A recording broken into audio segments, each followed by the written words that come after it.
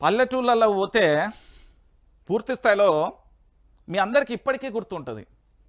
ఆ పూర్వం నుంచి అంటే చాలా సంవత్సరాల నుంచి అది ఎన్టీఆర్ ప్రభుత్వం అయినా, చంద్రబాబు ప్రభుత్వం అయినా, రోషయ్య ప్రభుత్వం అయినా, కిరణ్ కుమార్ రెడ్డి ప్రభుత్వం అయినా, కేసీఆర్ ప్రభుత్వం అయినా, ఇప్పుడు రేవంత్ రెడ్డి ప్రభుత్వం అయినా. అరే రేషన్ షాప్కి పోయి బత్త పట్టుకొని పోయి బియ్యం దేపోరా 5 కిలోలు, ఒక మనిషికి 5 కిలోలు, ఒక మనిషికి 2 కిలోలు, దాంతోపాటు కిరసనాయిలు ఇంతంత చక్కెర, పప్పులు, ఉప్పులు, చింతపండు ఇవన్నీ ఇచ్చేది. సో దాంట్లో భాగంగా ఇప్పటి ప్రభుత్వం కూడా ఇస్తున్న పరిస్థితి కనబడుతుంది. ఏం జరిగింది మరి రేషన్కి ఇప్పటికి సంబంధించి ఎందుకు క్వశ్చన్ మార్క్ అయిపోయిందంటే, రేషన్ పరేషాన్. ఒకేసారి 3 నెలల బియ్యం పంపిణీపై మల్లగుల్లాలు. కేంద్ర ఆదేశాలతో రాష్ట్ర సర్కార్ కసరత్తు.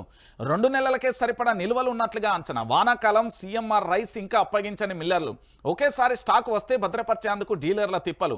కొత్త ఇండ్లు తీసుకుంటే అద్దెలు ఎలా చెల్లించాలని గగ్గోలు. ఈ పాస్ సాఫ్ట్వేర్తోనూ అనేక సమస్యలు. తూకం బయోమెట్రిక్లోనూ కొత్త చిక్కులు. రాష్ట్రంలో 15 లక్షల మంది కొత్త రేషన్ కార్డులు కావాలి. వారికి సన్నబియ్యం సరఫరాపై తొలగని సందిగ్ధత అంటూ కూడా ఇక్కడ చూస్తున్నాం. ఏం జరిగింది అంటే మీకు తెలియదు కదా, ఊళ్ళల్లో సన్నబియ్యం వస్తుంది అనుకున్నా, నో స్టాక్ బోర్డులు ఉన్నాయి. పోరి అడిగిపోయి డీలర్లను అడుగురు పాపం. వర్షాకాలంలో ఇబ్బందులను దృష్టిలో ఉంచుకొని లబ్ధిదారులకు జూన్, జూలై, ఆగస్టు నెలకు సంబంధించిన బియ్యాన్ని వచ్చే నెలలో పంపిణీ చేయాలని రాష్ట్ర ప్రభుత్వాలను కేంద్రం ఆదేశించింది. ఈ నేపథ్యంలో రాష్ట్రంలో పూర్తి స్థాయిలో కూడా 3 నెలల సన్న బియ్యం ఒకేసారి పంపిణీ చేసేందుకు పౌర సరఫరాల శాఖ కసరత్తు చేస్తున్నది. కొన్ని రోజుల నుంచి మండల్ లెవెల్లో స్టాక్ పాయింట్ల నుంచి గ్రామాలకు బియ్యాన్ని తరలిస్తున్నది. అంగన్వాడీ, హాస్టళ్లతో పాటు రేషన్ షాపుల ద్వారా లబ్ధిదారులకు పంపిణీ చేయాలంటే నెలకు సుమారు 2 లక్షల మెట్రిక్ టన్నుల బియ్యం అవసరం. అంటే 3 నెలలకు 6 లక్షల మెట్రిక్ టన్నుల బియ్యం అవసరం అవుతుందని పూర్తి స్థాయిలో చర్చ కొనసాగుతున్న తరుణం కనబడుతుంది. సో ఇక్కడ జరిగే విషయం ఏంటంటే 2 నెలలకు సరిపడా బియ్యాన్ని పంపిస్తారు, సరే మంచిగానే ఉన్నది. పంపించిన తర్వాత పూర్తిగా ఏం జరుగుతుందండి దానికి సంబంధించి ఒకసారి మీరు అందరూ కూడా ఆలోచించాలి. ఏడబెట్టాలి ఆయన ఏమన్నా బిల్డింగ్లు కట్టించిల్లా, లేకపోతే ఇందిరమ్మ ఇల్లులు ఏమైనా ఇచ్చిల్లా, లేకపోతే ఆ రేషన్ డీలర్కి సంబంధించి ఏడదేవాలి. 2 నెలలకు సంబంధించి ఆ బియ్యం ఏమో ప్లాస్టిక్ బియ్యం వస్తుంది, మొత్తం మెత్తగా ఉన్నది, ఇట్లా బాల్లెక్క విండి ఇట్లా ఉడతా అంటే కూడా గట్టనే వస్తానని అవలక్కలు ఊళ్ళల్లో చెవులు కొరుకుతుంటే ఆ వార్త నా చెవులో పడ్డది. అంటే ఈరోజు పూర్తి స్థాయిలో మీరందరూ కూడా ఆలోచించాల్సిన విషయం ఏంటంటే, రేషన్ షాపులు కూడా పరిశాన్ అయిపోతా అంటే ఒకేసారి 3 నెలల బియ్యం పంపిణీ చేస్తా ఆయన రేషన్ డీలర్ ఏడబెట్టుకోవాలి. ఇల్లు మీద, ఆ గూనె పెంకల మీద, లేకపోతే ఆ గడ్డివాముల మీద, లేకపోతే ఆ బిల్డింగ్ల మీద ఏమైనా కట్టుకోమంటారా, లేకపోతే ఊళ్ళల్లో వాటర్ ట్యాంకుల కింద ఏమన్నా వేసుకోమని చెప్తారా? ఏం ప్రభుత్వమా మీరు?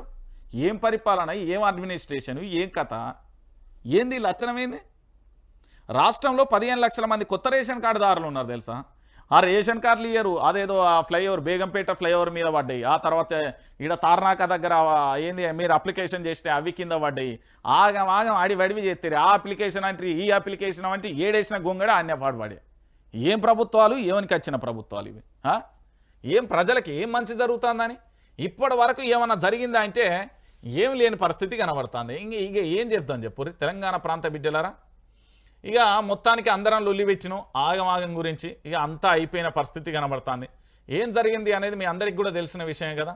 ఇక్కడ ఒక విషయం ఇగో ఇది ఇక అయిపోయినాయి. అందాల భామల పోటీలు అయిపోయినాయి. నేడే గ్రాండ్ ఫినాలే. మిస్ వరల్డ్ సెమీఫైనల్కి 40 మందికి